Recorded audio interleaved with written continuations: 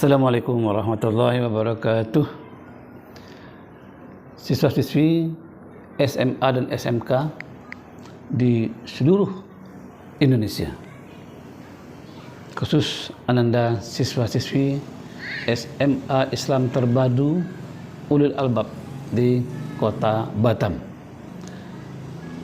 Bertemu kembali dengan saya Mukhlis Dendros dalam penyampaian materi pendidikan agama Islam kelas 11. Pertama sekali juga kita mengucapkan puji syukur kepada Allah SWT. Alhamdulillah masih berikannya kita rahmat dan nikmat, dan juga salawat dan salam kepada Nabi kita Muhammad sallallahu alaihi wasallam. Allahumma shalli ala Muhammad wa ala ali wa ashabi ajmain. Masih dalam bab 4, yaitu iman kepada Rasul Allah. Kali ini kita akan menyampaikan tentang nama-nama Rasul Allah. Sebelumnya kita lihat surat Al-An'am, yaitu surat ke-6 ayat 48. Allah berfirman, Nursilul mursalina illa mubassirina wa munzirin faman amana wa aslaha wala khaufun alaihim walahum yahzanun. Para rasul yang kami utus itu adalah untuk memberi kabar gembira dan memberi peringatan. Barang siapa beriman dan mengadakan perbaikan, maka tidak ada rasa takut pada mereka dan mereka tidak bersedih hati. Dalam ayat ini Allah menggambarkan Rasul itu diutus memberikan dua hal. Peringatan kepada orang-orang yang lalai, kemudian juga kabar gembira kepada orang-orang yang taat, yang mau mengikuti dan beriman kepada Rasul Allah. Andai kata mereka beriman, yaitu orang yang mau beriman kepada Allah dan Rasulnya, maka mereka itu tidak akan ada rasa takut dan mereka tidak akan bersedih hati. Sebab apa?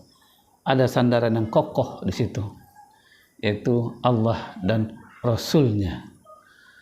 Sehingga kesedihan, rasa takut itu hilang.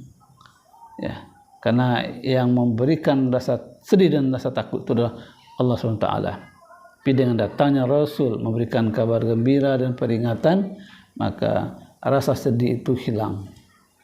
Apalagi nanti mendapat balasan dari perjuangan selama di dunia dengan balasan pahala, yaitu surga. Anda sekalian yang dirahmati Allah SWT, Nabi dan Rasul itu banyak sekali, tapi yang dicantumkan dan wajib kita ketahui ada dalam Al-Quran itu 25 Nabi. Ini sudah kita ketahui semuanya, tapi pengulangan kembali. Yang pertama, Nabi Adam alaihissalam. Ini Nabi pertama yang diciptakan Allah SWT, yang kemudian mengutusnya ke bumi. Awalnya Nabi Adam tinggal di surga, lalu dengan proses terjadinya penyesatan oleh iblis, laknatullah, akhirnya Adam ditempatkan ke bumi oleh Allah SWT dan beranak pinak sampai kepada generasi kita sekarang ini. Yang kedua, Nabi Idris alaihissalam. Nabi Adam diberikan keistimewaan dengan kecerdasan dan menjadi nabi pertama yang bisa membaca. Nabi Idris Nabi Idris diberikan keistimewaan dan kecerdasan, sehingga ketika itu baru muncul aktivitas membaca, menulis dan menjahit pakaian. Ini diawali dari Nabi Idris alaihissalam. Karena ketika Nabi Adam hidup di dunia dengan anak cucunya harus ada aktivitas kegiatan untuk mencari ma'isah penghidupan. Diawali dengan Nabi Idris, yaitu membaca, menulis dan menjahit pakaian. Nabi Nuh alaihissalam, dia mendapatkan mukjizat dari Allah SWT untuk membuat perahu besar untuk menyelamatkan kaumnya dari banjir bandang. Nabi Nuh sudah lama berdakwah, tapi yang bisa mengikuti mendapat hidayah untuk beriman kepada Nabi Nuh hanya beberapa orang saja. Bahkan anaknya pun tidak beriman kepada Allah. Tapi untuk menyelamatkan umat dari banjir bah itu, maka Allah memerintahkan Nabi Nuh untuk membuat perahu, dan akhirnya banjir besar terjadi di dunia ini. Yang selamat hanya yang berada dalam perahu tersebut. Yang keempat, Nabi Hud. Nabi Hud mendapatkan mukjizat, itu menurunkan hujan atas izin Allah SWT saat kaum Ad dilanda kekeringan dan kehabisan sumber air. Ini terjadi masa kemarau yang panjang dan peceklik. Maka Nabi Hud dia menyelamatkan umatnya dengan diberikan mukjizat oleh Allah SWT. Yang kelima, Nabi Saleh. Dia dapat mukjizat yang berupa kelahiran 10 onta betina dari dalam batu yang ia belah. Yang awalnya umatnya tidak percaya kepadanya, tapi Allah memberikan mukjizat dengan peristiwa ini. Kemudian yang keenam, Nabi Ibrahim alaihissalam. Dia mendapat julukan sebagai bapak para nabi. Karena apa? Nabi Ibrahim memiliki anak dan keturunan dari para nabi. Nabi Ibrahim melawan kezaliman Namrud yang mengakui dirinya sebagai Tuhan selain Allah SWT. Nah, kisahnya luar biasa. Sejak dari peperangan dengan Namrud menghancurkan berhala, Nabi Ibrahim juga adalah orang yang mencari Tuhan. Dia melihat matahari, bulan dan bintang, dia kira itu Tuhan, tapi akhirnya dia pasrah agar diberikan petunjuk oleh Allah siapa Tuhan itu. Dengan kalimat yang sering kita baca, yaitu inni wajjahtu wajhiya lillazi fatara samawati wal ardh. Ini merupakan ucapan Nabi Ibrahim. Begitu juga peristiwa yang hari ini masih kita ingat, yaitu terjadinya kurban yang Ibrahim menyembelih anaknya Ismail. Akhirnya diganti oleh Allah dengan seekor domba. Kisah ini sudah kita pahami semuanya. Kemudian Nabi Lut, dia mendapatkan tugas dari Allah untuk memperbaiki akhlak kaum Sodom, itu kaum yang lesbian, homoseks, ya. Laki-laki mencintai laki-laki, perempuan mencintai perempuan, dan akhirnya ini dibalikkan, ya, negeri mereka dan dibinasakan. Dan ini merupakan penyimpangan seks yang terjadi di zaman Nabi Lut. Jadi kalau ada sekarang ini yang namanya homoseks, lesbian, itu mengikuti, ya, karakter umat Nabi Lut yang menyimpang. Kemudian Nabi Ismail kita kenal, dia mendapat perintah Allah untuk disembelih oleh ayahnya sendiri, yaitu Ibrahim. Dan ketika penyembelihan itu dilakukan, maka Allah menggantinya. Dan Ismail ketika itu siap, dan saat itu dia sabar menerima ujian itu. Kemudian Nabi Ishak yang ke-9, dia dilahirkan dari ibunya saat umurnya sudah sangat tua. Nabi Ishak diutus untuk berdakwah kepada kaum Kan'an. Semasa hidupnya, Nabi Ishak dikenal sebagai ahli ilmu dan hikmah. Ishak juga anak Nabi Ibrahim alaihissalam. Jadi Ibrahim punya 2 anak awalnya, yaitu Ismail dan Ishak, dengan lain ibu. Kemudian yang 10, Nabi Yakub. Dalam Al-Quran, Nabi Yakub digambarkan sebagai hamba Allah yang memiliki akhlak yang baik. Yang ke-11, Nabi Yusuf, yaitu Nabi yang dianugerahi wajah yang tampan dan rupawan, dan baik jiwanya maupun raganya. Ia juga diberi mukjizat berupa kemampuan untuk menafsirkan mimpi. Yang ke-11 Nabi Ayub yang diberi ujian oleh Allah SWT itu dengan kesabaran dan ketabahan menerima ujian itu, yaitu berupa sakit kulit hingga akhirnya diberi mukjizat. Kemudian bisa sembuh dari penyakit itu. 13 Nabi Shu'aib mendapat perintah untuk berdakwah kepada kaum Madian. Dan Nabi Shu'aib ini akhirnya menjadi mertua Nabi Musa alaihissalam. Yang ke-14 Nabi Musa. Nabi Musa dikenal sebagai Nabi yang memerangi Raja Fir'aun. Dalam peperangan kala itu Nabi Musa menerima mukjizat untuk membelah lautan dengan tongkatnya. Nabi Musa juga dianugerahi kitab Taurat, sehingga Fir'aun ketika itu tenggelam di Laut Merah saat mengejar Nabi Musa dan umatnya. Kemudian yang ke-15 Nabi Harun. Nabi Harun dikaruniai kemampuan berbahasa yang sangat baik. Jadi Nabi Musa meminta kepada Allah agar Harun ya sebagai saudaranya diangkat juga sebagai nabi untuk menemaninya dalam berdakwah. Sebab menurut cerita Nabi Musa itu agak cadel berbicara.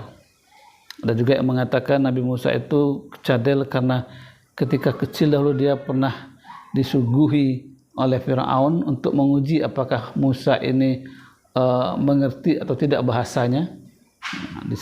Disuguhi bara api, lalu Musa memakan bara api itu dan lidahnya terbakar. Tapi pada tafsiran yang lain menyebutkan bahwasanya Nabi Musa ketika itu dia hidup di istana ya bersama Fir'aun ayah angkatnya, kemudian dia tidak taat pada Fir'aun, lalu Fir'aun tadi mengatakan dengan bahasa kasar, kamu dahulu kami angkat dari sungai karena kamu dihanyutkan orang tuamu. Di sana nggak tahan lagi dia, sehingga tidak mampu untuk berkata-kata, dan dia minta agar Allah mengangkat Harun sebagai teman berdakwah, karena Harun bisa memiliki bahasa yang halus, yang tegas, dan bahasa yang mudah dipahami orang. 16 Nabi Zulkifli. Zulkifli merupakan anak satu-satunya Nabi Ayub yang selamat dari reruntuhan rumah. Jadi Nabi Zulkifli anak Nabi Ayub, jadi ipar dari Nabi Musa alaihissalam.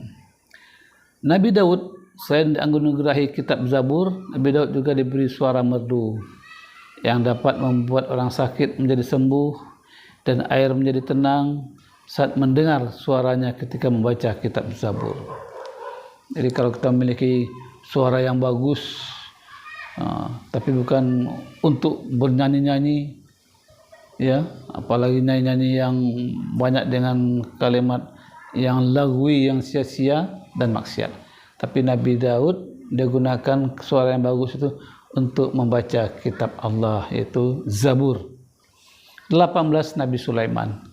Itu dianugerahi oleh Allah SWT kemampuan untuk memahami bahasa hewan, dan dia memiliki kekuasaan ya sampai dia juga menguasai para jin, dan ia dikenal juga dengan raja yang dermawan.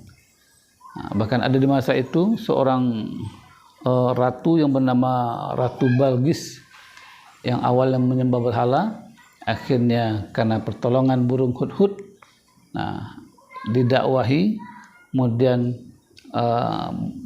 Nabi Sulaiman mengajak Ratu Balqis untuk masuk agama tauhid, yaitu agama Islam, kemudian menjadi istri Nabi Sulaiman. 19 Nabi Ilyas.